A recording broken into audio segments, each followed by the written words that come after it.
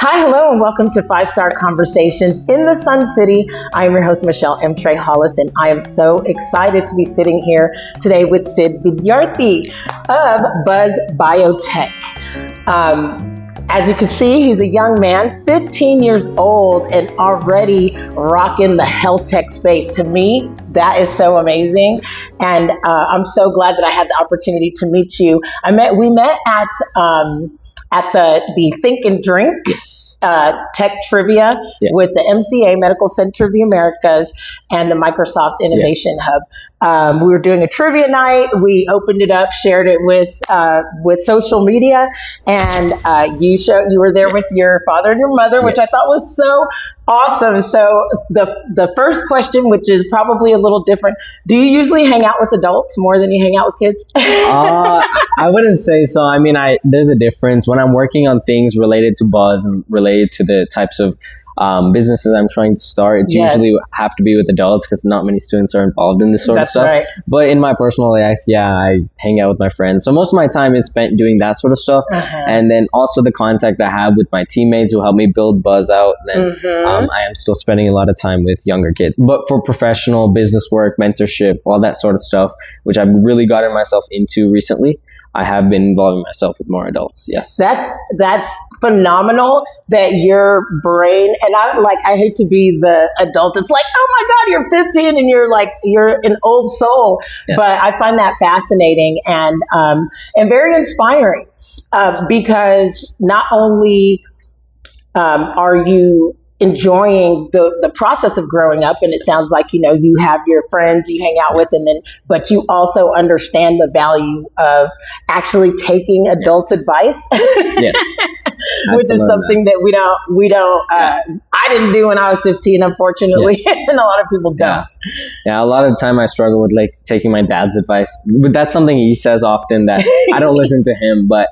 When it comes to the mentorship and the people who have started businesses and I've seen them succeed, especially in all the pitch competitions and stuff that I'm doing. I definitely I take their advice far more than I would take, let's say, my father's.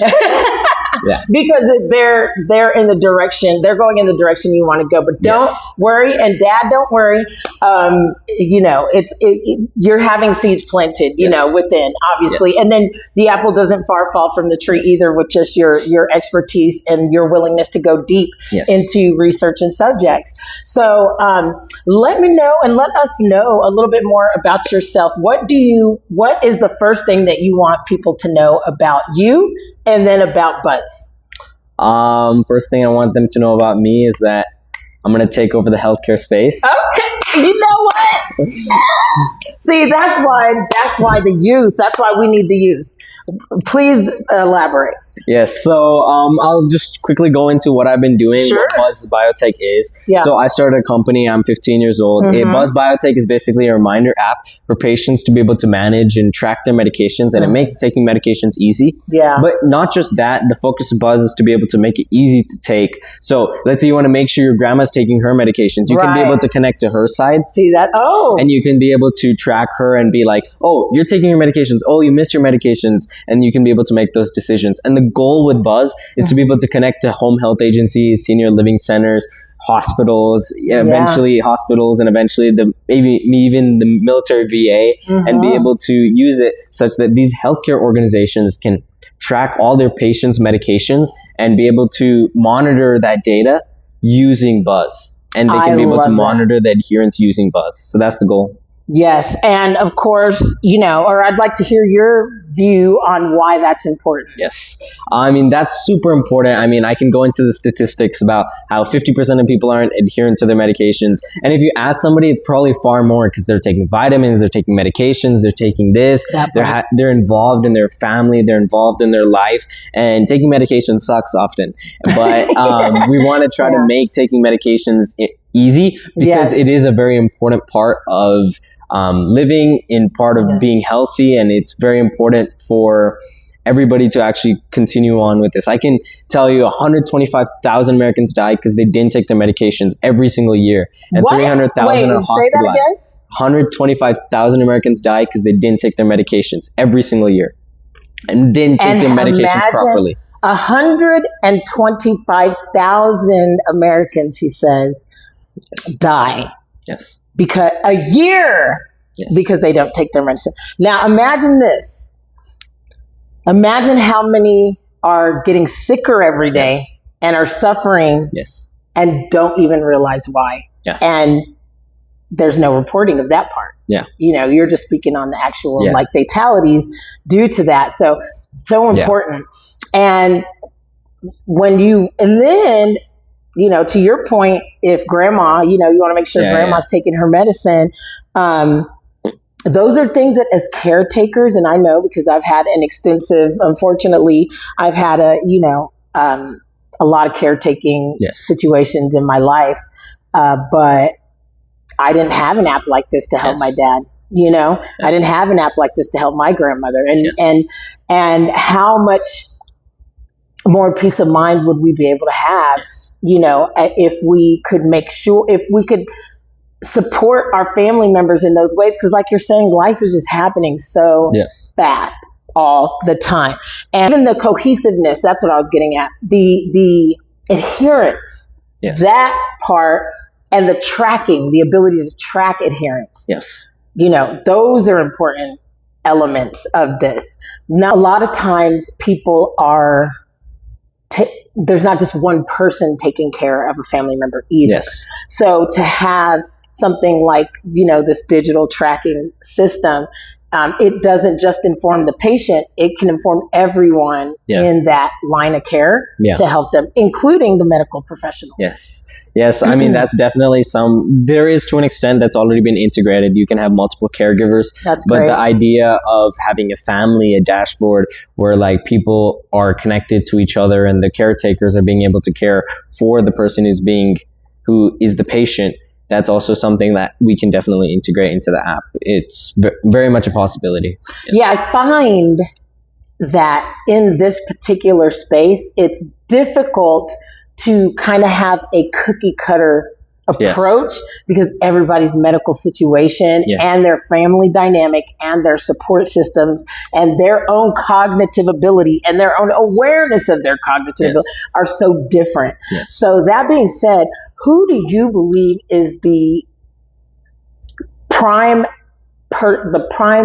candidate for your for Buzz? I feel like it could be really anybody who takes medications, but I'll specify it a little bit more. It's for the people who are going fast, who have their life, they have kids, they have to send them to soccer, they have to go to their job, they have to go handle this, they have to go handle that. And in all the noise and in all the clutter, they still have to be taking their medications. And that's actually a very prominent part of the market because they have the ability and they are conscious of the fact that these sort of medications is very, very important for me. And I have to take this to be able to be healthy for the rest of my life. But they just aren't able to fit it into their schedule. So I have tried working with trying to get different types of people to download my app. And often it's the case that with certain people, technologically, it's very hard for them to get integrated into something like this. So it becomes the prime candidate, the best candidate for this is, let's say, somebody who's a mom who's 40, 35 years old, that she has 2 kids. She's having to manage taking them to soccer, having to manage going to her work, having to manage all the things with her parents, having to manage everything happening in her life. She's conscious that she has to take these medications, and she's technologically apt to be able to manage something like Buzz. And while I have tried to keep it simple, it still comes with a certain level of technical interface. So you need to have a little bit of like technical knowledge about it. And at least the patience to just sit and do it. They have to be able to have the motivation to be able to sit and do it. That's right. It's best for those types of people. But really it works for anybody taking medications, anybody who takes vitamins, proteins, creatine, supplements, anywhere where you have to be reminded, you're constantly forgetting that you have to take this, but you have to take it, you know? Wow, this is really good. Ooh. She said fennel and something? Cumin, coriander, fennel. And then jaggery. And what? And like, it's called jaggery or piloncillo. It's like cane sugar, I guess. Oh, kinda. I've never heard of that. Wow. No, this is absolutely delicious. Okay. Okay, let me get back to it. Okay, so you said this product, Buzz, is going to take over healthcare. How do you see that happening? Wow. Getting our first few pilots. Getting those first few pilots. Do you have any yet? I do not have any yet. Yeah, Okay. I can talk about like the business journey. I mean, I spent so much time. Because I'm like, hold on, what is so much time to a 15-year-old during like half my life? No, but no, seriously, yeah. When did the entrepreneurship journey start for you? So I started this project about 7 months ago, and I spent basically 6 of those last 7 months have been purely me just developing, because originally this didn't start as a business. This started as just a little thing that I wanted to do, some little project that I wanted to do. Why? And I spent, so I've always wanted to start a business, but it kind of just came as a project because I saw all the developments that were happening in AI, all the new products that were happening. I would see all the ads and stuff. So I wanted to get involved in that sort of stuff. Yeah. So that's how I first thought, okay, let's also do... You wanted to get involved in the development phase of it? That you were like, ooh, I want to see what I can develop? Yes. What made you choose... Because that's such a unique choice for a 15-year-old. Yes. So originally, so the reason I wanted to do this specific space was because my great-grandmother was sent to the ER because she didn't take her medications properly. But that happened the summer of my 7th grade. Then recently, just 7 months ago, I saw all the ads, I saw all the stuff, I saw all the movements happening with AI, and like anybody, I didn't want to get left behind. I didn't want to, I didn't want to be BlackBerry to the new iPhone. So I wanted to, if there's any sort of business to be starting, it has to integrate AI into it. And so that's when everyone started vibe coding little small apps, projects and stuff. And so I started vibe coding this and I started building it out. And then I got my other friend who's far more technically oriented in terms of software development. And me and him, we would have meetings like every week, and then we'd start building this up. And it became a lot. We started fixing everything. We eventually got it onto the App Store, fixed a bunch of bugs, fixed a bunch of security, fixed this, fixed that. Wow. And while that sounds really, really good, I felt like, I look back now, and I've only started like the business side of things, like let's say a month ago. Yeah. And I'm starting to see that you're supposed to build an MVP and then go and pitch to the home health agencies, not spend 6 months building your product out. And then after you build your product, then start thinking about going and talking to these home health agencies. So that was definitely something wrong. But as my first business, this is something that I've definitely learned, and I will integrate it into my next business. Yeah. That's a powerful lesson. And but also, I don't want you to take away from what you learned, even in the building process. You learned a lot about just the building, and you were vibe coding. Yeah. So what is vibe coding? Can you explain it to us, like we're your age?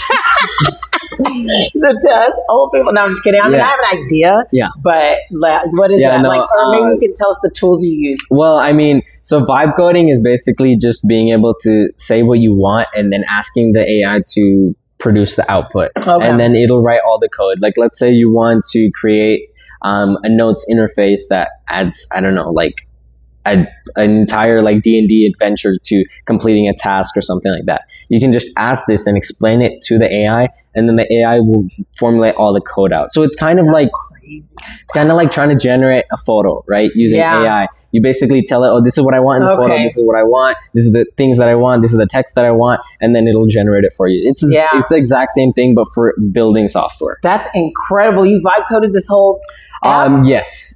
I was. And then do not just vibe code it, and then they go in there and they fit with it, or how does it work out? So especially with the newest additions to all the models and all the security, all the power the newest models of AI are having, you go in and you kind of just have to start building it, and then go back and do extensive amount of security searches and do all that sort of security in the after side. Because first you have to get started. The number one thing is just get started. That's right. And that's kind of like what you're saying. Let's get the MVP. Yes. Let's get the concept out there. Yes. MVP stands for a minimum viable product. Yes. And it's just like, let me show you what I'm thinking. It's kind of like, or the vision, show you the vision and how it can help you. And that's kind of you just build out the original interface, and then after that you go in and you fix all the bugs, you fix all the bugs, you fix all the security, and you continue doing that. and then you get it onto the App Store, and then you continue moving forward while you're continuously making sure that everything is secure, everything is safe, everything is being taken care of. And so I originally started this as a vibe coded project. Actually, I'll quote, so the point I was getting at is that I should have started the business side of things, trying to contact these home health agencies.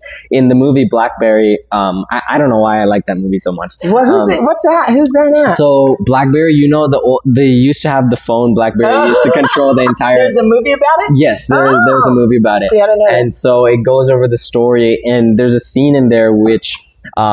there's a room just full of technical people, all these people who are just developing software, and they spend all their time developing software. They do none of the business work, they do none of the pitches, they don't dress well too when they go and pitch to people. So eventually this guy comes in and he says, okay, I'm going to be the CEO from now on. He doesn't know anything technical. And then he tells them, okay, we're going to have a meeting with AT&T, or I don't know if it's AT&T or Verizon. We're going to have a meeting with them tomorrow morning. Give me a prototype. And the entire technical team loses it because they're like, no, we can't do that. We need a year to be able to build out something like that. But he says, no, you just have to build a prototype.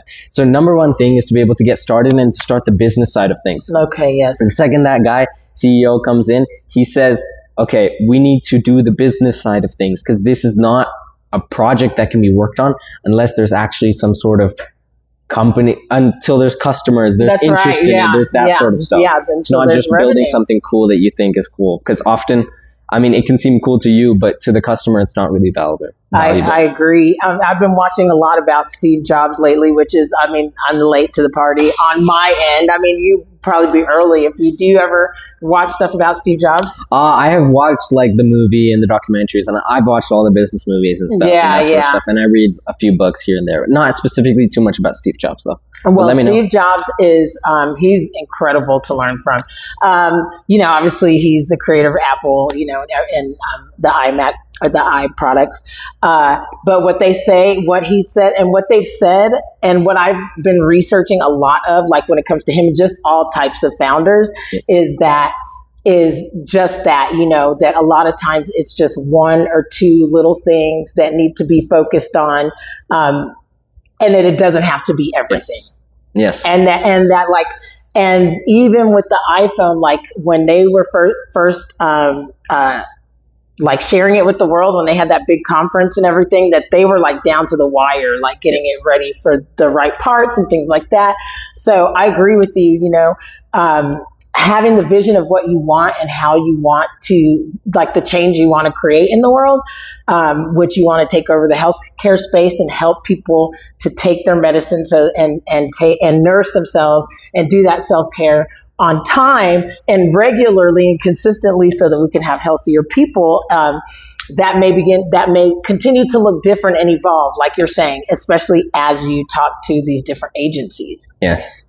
Yeah, it's been really helpful for me, especially, I mean, I started getting into the business side of things just recently, and learning from the mentors and everybody that I need to completely change my perspective has been very, very powerful. That's talk fantastic. To people. That's been my number one thing. Everyone's telling me you have to talk to 100 clients, 100 users, 100 customers, 100, and you have to get like true, honest feedback from others, not just from yourself. Yes, that is so true. And that can be one of the hardest things to do. What was your, so basically you never did any entrepreneurial pursuit until 7 months ago? Yes. I mean, yeah, I'd say entrepreneurial, not really, but at the age of 13, at the age of 13, maybe around the end of 12 years old, I started going into stock trading, stock investing, that sort of stuff. Wild to me. I saw that. You started a stock club, right? Yes, I started. Well, I'll go into that in a second. Okay. So basically, I spent 2 years. I probably went over like 50 different strategies. I tried everything from day trading, swing trading, long-term investments. I tried creating my own. I tried creating my own algorithms. I tried creating my own indicators. I tried everything. I tried every single indicator. It was such a long process, and it was quite grueling for me. And I did that definitely with my dad. A lot of the work was also done with my dad. That's great. That's a blessing. And I spent like 2 years doing that. And then I decided that that's not really for me. And I mean, it kind of is like me quitting, but I decided that's just not the direction I want to go. I want to go on like the administrative business side of things. So that's where I decided to create a club and an organization. I called it LIFT, Leaders in Investment, Finance, and Trading, which basically means that it was a stock market club for students, and it's a stock market competition for students to be able to join, such that they can compete against other students in tracks in terms of investment, and they can test out their strategies. They can be part of this competition, and hopefully we can bring out real prizes from sponsorship from like banks and that sort of stuff. And we can bring them prizes, we can give them internships, we can give them these opportunities for everybody who wants to participate. And I don't just want this to be my high school. I want this definitely to be in El Paso, Texas, United States. I want this to be that sort of thing. That's and great. Then, your friends must love having you around, don't they? Because they're like, annoyed. You know what? I wasn't. yeah. Because I mean, you started this in your, you had it in your middle school or yes. what? Yeah, I started this in my middle school. Insane. How many, I was so curious. I couldn't wait to ask you. How many students participated in it? So, actually, I just barely got this started. In 8th grade, I had created something similar like this, but in middle school, there's not nearly as much interest. Yeah. So in there, I was only able to get about, I believe, between 20 to 30 people as a part of the competition. And listen, that's not bad. I'm glad. I'm just saying, like, don't minimize that, because that's to me as a 44-year-old woman. No, as a 44-year-old woman who remembers junior high school, like, to be able to get 20 to 30 students who are even interested in that is, I think, quite dynamic and awesome. Yes. So that was when you started it. Yes, that was 8th grade. And then I actually didn't do enough. I really regret not doing enough for this year and getting it started. And I had my first meeting, and I was able to get about 20 people to come to the first meeting. Fantastic. But the interest there from the amount of people who actually want to join the competition, join the club, it's actually a lot bigger. I'm estimating that in my school alone, I can get I'm hoping 40 to 50 people to join the competition. And then I want to go to each school and then try to get groups of students from each of those schools to join the bigger competition. So the club can be something that can exist in each school, but the competition is something bigger than that.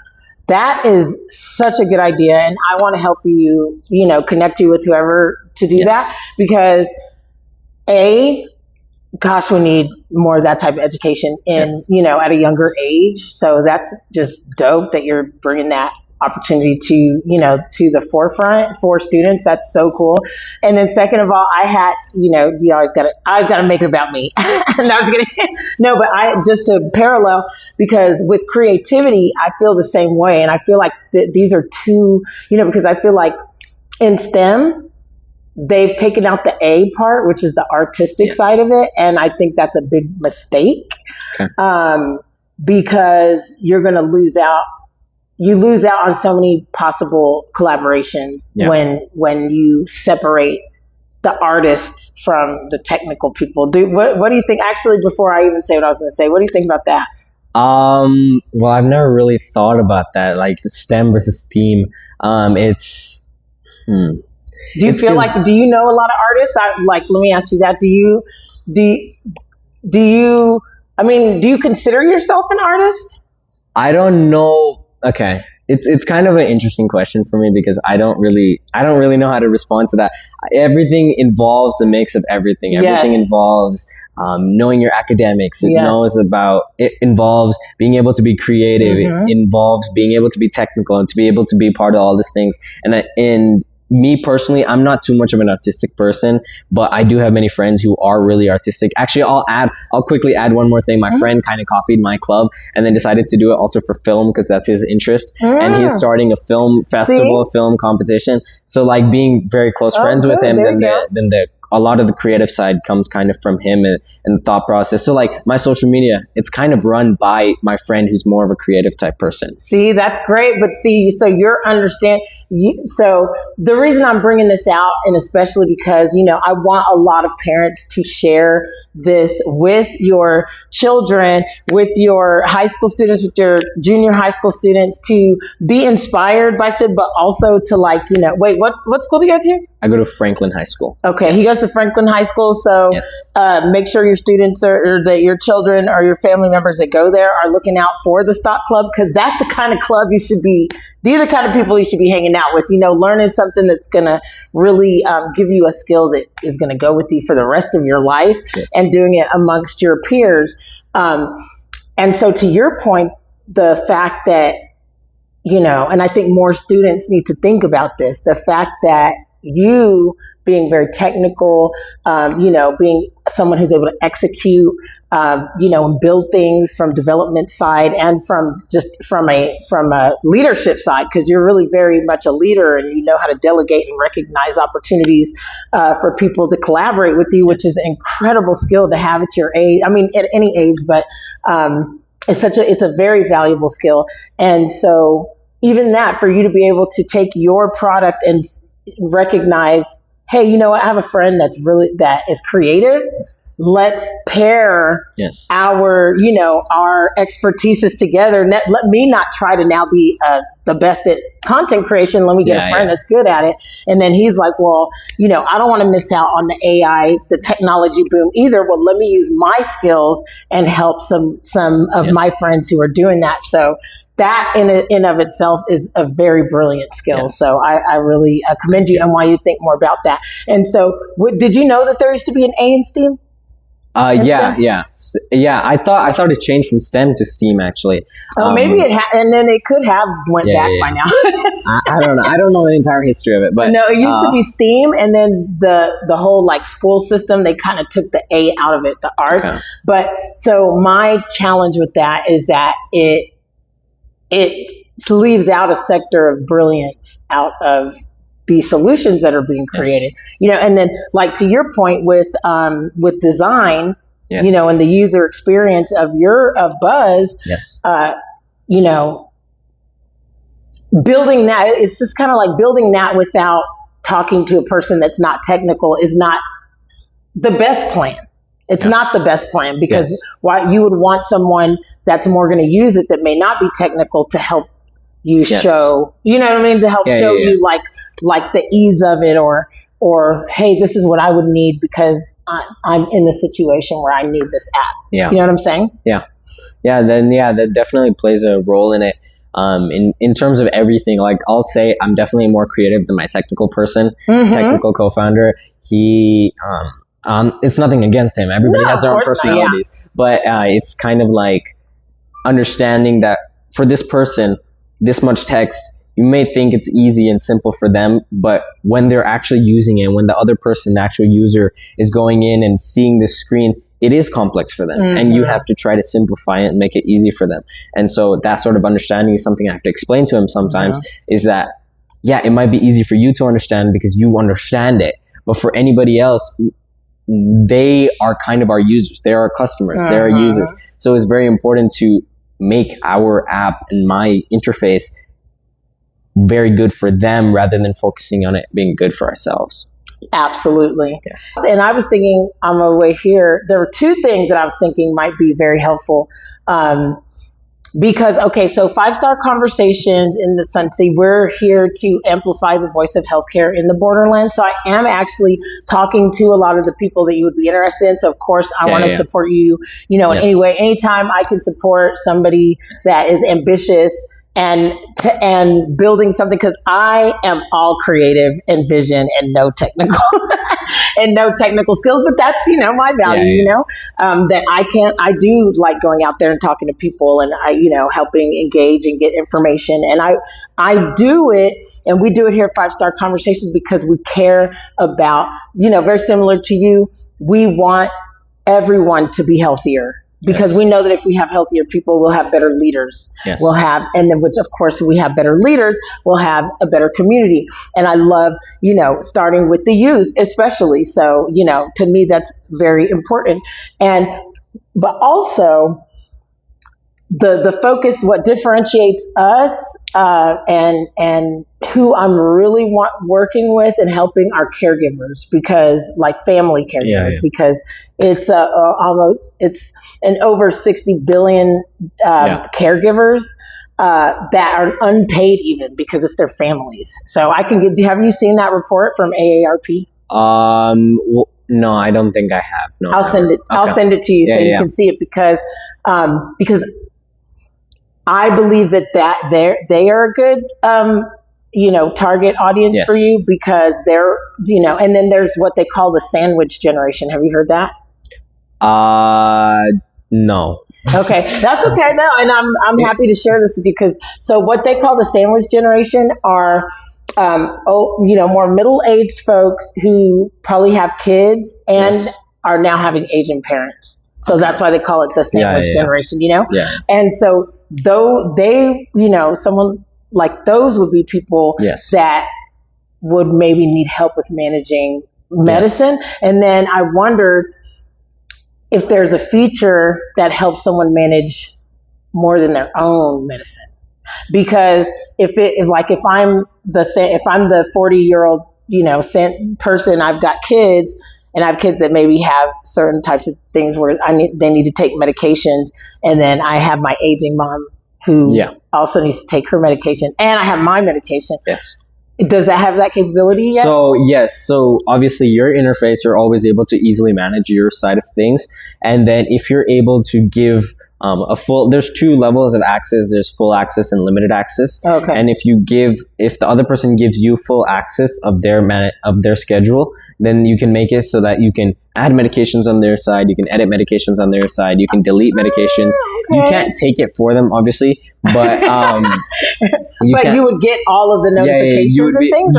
If they miss the medication, then you would be notified that they missed the medication, and then you can always go onto their interface and be able to see, this is what you've done, this is what medications you have. They can see your schedule, they can see if you've taken it, if you haven't taken it. They can be able to delete, edit, add, all that sort of. So under full access mode, then yes, you do have the capabilities for what you just said. Okay, I love that. Okay, so it would be a dashboard, and then you would have access to somebody else. I mean, I'd like to show you. It'd take a little bit to set up, but it's not necessarily a dashboard. For enterprises, I'm hoping to have a dashboard for organizations. But for you kind of just see, these are the people. These are my dependents. These are people I'm caring for. Oh, okay, good. Okay. And you can be able to click on them and view their schedules, and you can be able to see their stuff. So kind of like in healthcare, if you're working with the home healthcare agency and you have a nurse that has 5 patients, you will be able to see the medical. You would be able to have access to all of the patients' information. Yes. Yeah. And so when I go on to building the healthcare organizational dashboard, I'm definitely going to keep that as like a full dashboard, a full screen where the organization can see, this is my patient, this is my patient, this is my patient, this is my patient, and they can be able to click onto there, and then they'll actually see more history also. This over this 6-month span, this is the medications they've been taking, this is the medications they've been missing, this is how adherent they've been overall, this is how adherent they've been to this specific medication. And basically all the information that will be very, very valuable to these organizations, and it'll both increase adherence and it'll decrease the amount of energy and time these companies have to spend on managing medications for their patients. It'll definitely reduce that. So it's going to be very, very helpful for both people who just want to be able to track other people in their close family, but then also organizations to be able to track all their patients. I really I really love the idea of doctors using this something more often, because it's going to help them be able to see if their plan is actually working when they're able to see, kind of track if people are taking their medicine. So I absolutely love that. I think that's great. And I also believe for the caregiver that this is going to be something great too, because just the way that you even just explained it, they'll be able to check against other people. Are you still in a beta stage? So no, my app is on the iOS and the Android App Store for users to be able to use. You can just go onto it and download the app itself.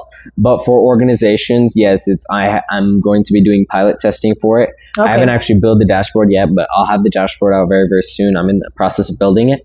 And so that part is in pilots.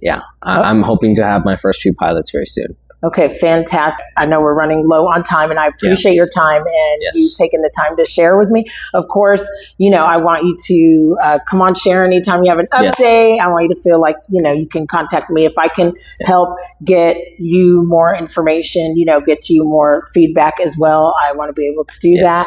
So where do you see Buzz being in the next 5 years?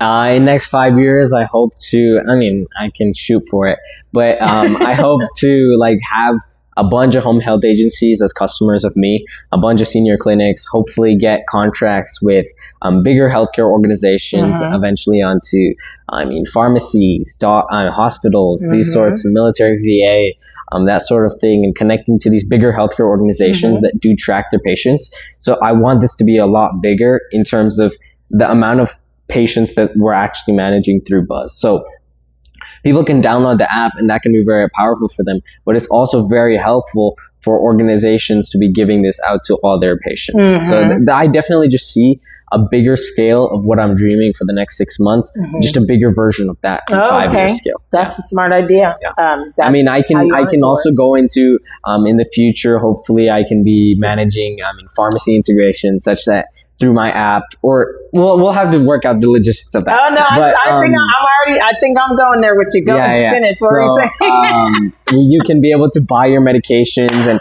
your schedule, it automatically tracks how much medications you have based on what you're inputting in the app, take over many days. It can track how low your medications are being scheduled, and they can automatically order them for you. And something like that. That would be very powerful. Another one would be, let's say, smart pill reminders, such that like it's something portable that you can carry in your pocket, and just you fill it for the day, and then it automatically makes it so it buzzes. Just like grab a it, pager. Open it, grab it, done, and it automatically detects it and puts it into the app, and then you can automate it. So everything becomes automated. Your medication process is literally just you doing the actual thing.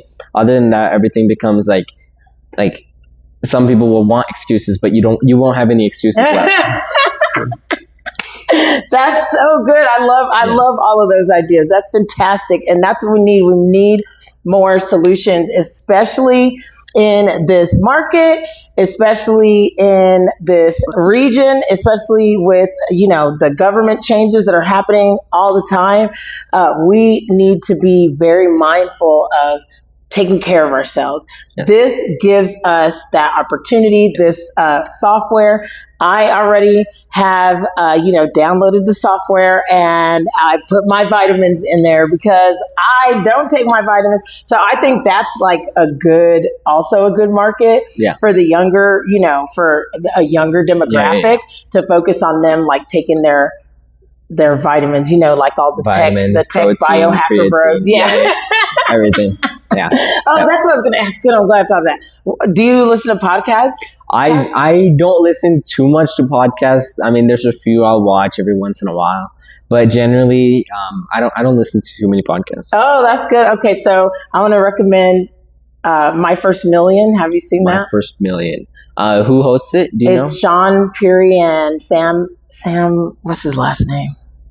I can definitely. It's called what? My First Million. My First Million. They have all these like founders come on the podcast and they talk about their, their stories, and it's going to be so inspiring for you. So I'm so glad that I get to share that with you. Yes. And then, what's your favorite style of music?